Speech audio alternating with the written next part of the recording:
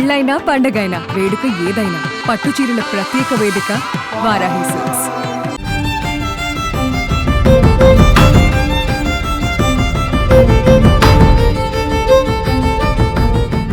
భారత star javelin throw player Neeraj Chopra. ఈయన గురించి కొత్తగా పరిచయం చేయాల్సిన పని లేదు. 2020 ఒలింపిక్స్ లో బంగారు పతకాన్ని గెలుచుకుని మొదటి ఆసియా జావెలిన్ త్రో అథ్లెట్ అయ్యాడు.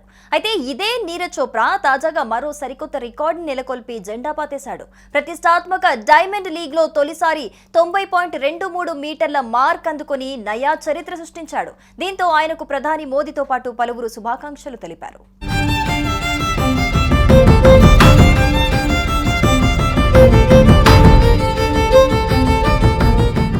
ఖతార్ వేదికగా జరుగుతున్న దోహా డైమండ్ లీగ్ లో నీరజ్ చోప్రా తన పవర్ ఏంటో ప్రపంచానికి తెలిసొచ్చేలా చేశాడు. డైమండ్ లీగ్ లో 3వ రౌండ్ లో ఇతను 90.23 మీటర్లు విసిరి ఔరా అనిపించాడు. ఇకపోతే ఈ లీగ్ తన మొదటి ప్రయత్నంలోనే బల్లెంను 88.44 మీటర్ల దూరం విసిరిన ఈ స్టార్ అథ్లెట్ రెండో ప్రయత్నంలో మాత్రం విఫలమయ్యాడు. కానీ మూడో ప్రయత్నంలో అద్భుతం చేసి చూపించాడు.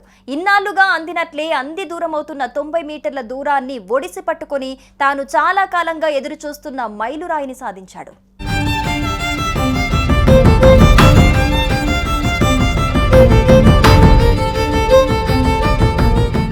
అయితే అదే జోరును కొనసాగించడంలో మాత్రం చోప్రా విఫలమయ్యాడు. 4వ ప్రయత్నంలో 80.56 మీటర్లు విసిరిన నీరజ్ 5వ మళ్లీ ఫెయిల్ అయ్యాడు.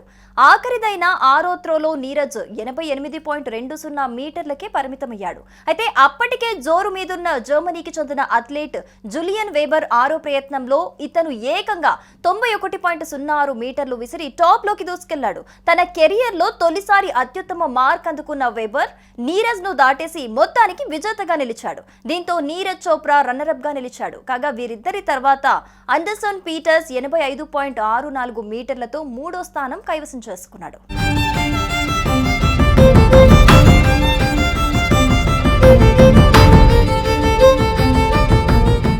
ఇకపోతే నీరజ్ 90 మీటర్ల మార్కును అందుకున్న తరుణంలో నీరజ్ చోప్రాకు ప్రశంసలు వెల్లువెత్తుతున్నాయి. ఈ క్రమంలోనే ప్రధాని నరేంద్ర మోదీ నీరజ్ కు శుభాకాంక్షలు తెలిపారు. అద్భుతమైన ఫీట్ దోహా డైమండ్ లీగ్ లో 90 మీటర్ల మార్కును అందుకున్నందుకు చోప్రాకు అభినందనలు తెలిపారు. ఇది అతని అవిశ్రాంత అంకిత భావం, శిక్షణకు ఫలితం. నీరజ్ సాధించిన ఈ ఘనతతో భారత్ గర్విస్తోంది అంటూ ట్విట్టర్ వేదికగా ప్రశంసిస్తూ పోస్ట్ చేశారు.